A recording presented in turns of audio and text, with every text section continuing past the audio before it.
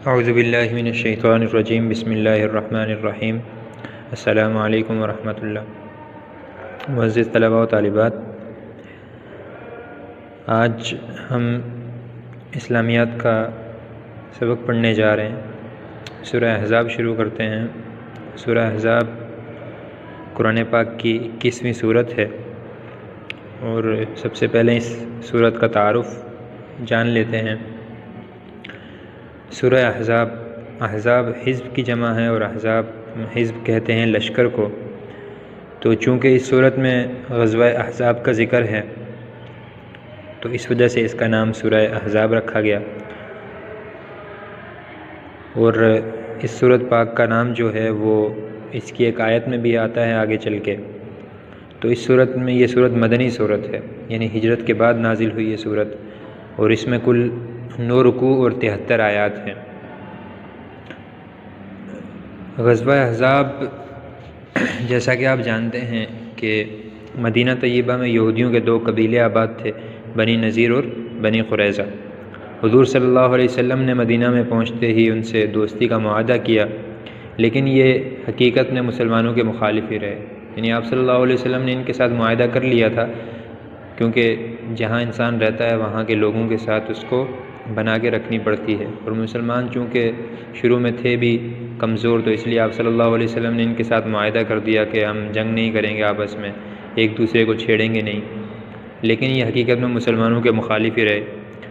غزوہ احد کے بعد جب مسلمانوں کو اس میں شکست ہوئی تو ان کے حوصلے بھی بڑھ گئے۔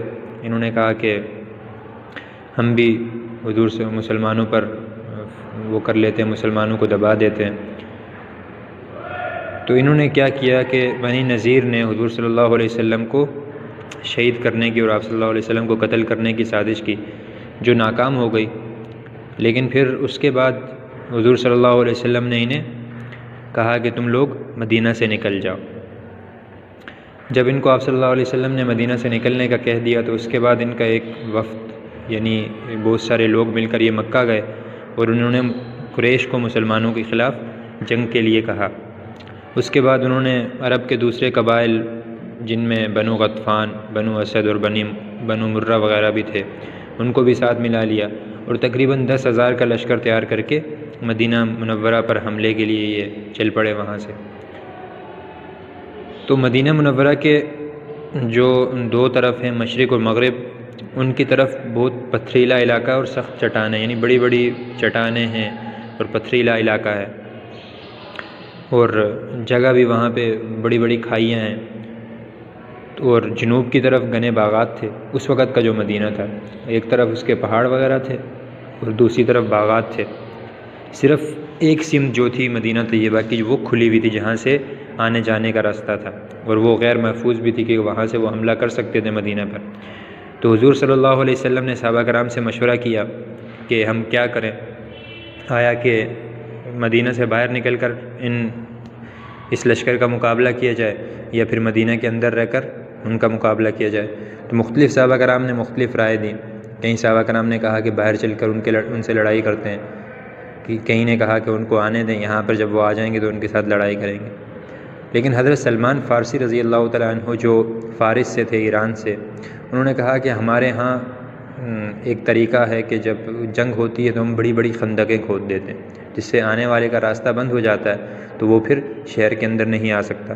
تو آپ صلی اللہ علیہ وسلم نے ان کے اس مشورے کو اچھا جانا اور اس پر عمل کہا، تو لہذا حضور صلی اللہ علیہ وسلم نے وہ جو علاقہ تھا، وہ جو جگہ تھی جہاں سے لشکر آ سکتا تھا شمال کی جانب مدینہ کے، ایک بڑی خندق کھودنے کا حکم دیا، جو تقریباً 5 گز چوڑی اور اتنی ہی گہری تھی، اور اس میں تمام صحابہ کرام نے شرکت کی۔ آپ صلی اللہ علیہ وسلم نے خود بھی خندق کھودنے میں شرکت کی۔ تو اس دن رات کی محنت سے کفار کے آنے سے پہلے ہی خندق تیار کر لی گئی۔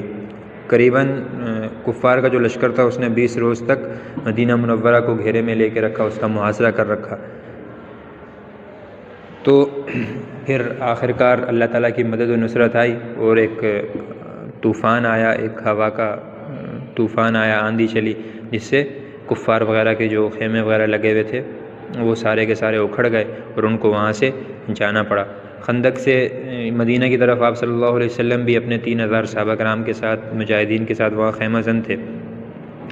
اس دوران ہوا یہ کہ اس دوران ایک اور واقعہ پیش آیا کہ بنو قریظہ جو تھے وہ چونکہ مدینہ کے اندر تھے، ان کو تو آپ صلی اللہ علیہ وسلم نے نہیں نکالا تھا، ان کے ساتھ معاہدہ تھا، لیکن انہوں نے بھی اپنا معاہدہ توڑا اور انہوں نے مسلمانوں پر پیچھے کی جانب سے یعنی مدینہ کے اندر کی جانب سے مسلمانوں پر حملہ کرنے کی تیاریاں شروع کی۔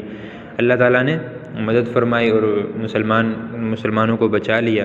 پھر آخر میں وہی کہ ایک آندھی چلی اور اس سے ان سب کے خیمے اکھڑ گئے، تو اس طرح ان کو واپسی جانا پڑا۔ یہ سارے واقعات جو ہیں ان کا ذکر سورہ احزاب کی آیات میں ہے، تفصیل سے ہے، تو اسی وجہ سے اس غزوے کی وجہ سے اس سورت کا نام سورہ احزاب رکھا گیا۔ اور اس سورت میں مختلف احکام بیان کیے گئے ہیں، جیسے توحید کا ذکر ہے جو کہ تقریباً قرآن کی ساری ہی صورتوں میں ہوتا ہے۔ اس طرح اور بھی بہت سارے احکام ہیں، جن میں کچھ خاص یہ ہیں کہ اس صورت میں نکاح کے، حق مہر کے اور طلاق وغیرہ کے احکامات ہیں۔ اسی طرح شروع میں ہی ایک زہار کا حکم ہے، اس کی بھی تفصیل جب وہ سبق پڑھیں گے تو انشاءاللہ بتاتی جائے گی کہ زہار کس کو کہتے ہیں۔ پھر اس کے علاوہ لے پالک یعنی منہ بولا بیٹا جو ہوتا ہے اس کے بارے میں کیا احکام ہیں وہ بھی اس صورت میں بیان کیے گئے ہیں۔ اور آپ صلی اللہ علیہ وسلم کے بارے میں بہت ساری اس میں ہدایات دی گئی ہیں کہ آپ صلی اللہ علیہ وسلم سے کس طرح بات کی جانی چاہیے، آپ صلی اللہ علیہ وسلم سے کس طرح کا معاملہ کیا جانا چاہیے۔ تو یہ اس آیت اس پوری صورت کا ایک خلاصہ ہے کہ جس میں مختلف احکام ہیں، کچھ خاص احکام ہیں، کچھ وہی ہیں جو جس طرح دوسری آیات میں ہیں، دوسری صورتوں میں ہیں کہ توحید کا ذکر ہے، آپ صلی اللہ علیہ وسلم کی رسالت کا ذکر ہے۔ تو یہ پوری سورہ احزاب کا خلاصہ ہے۔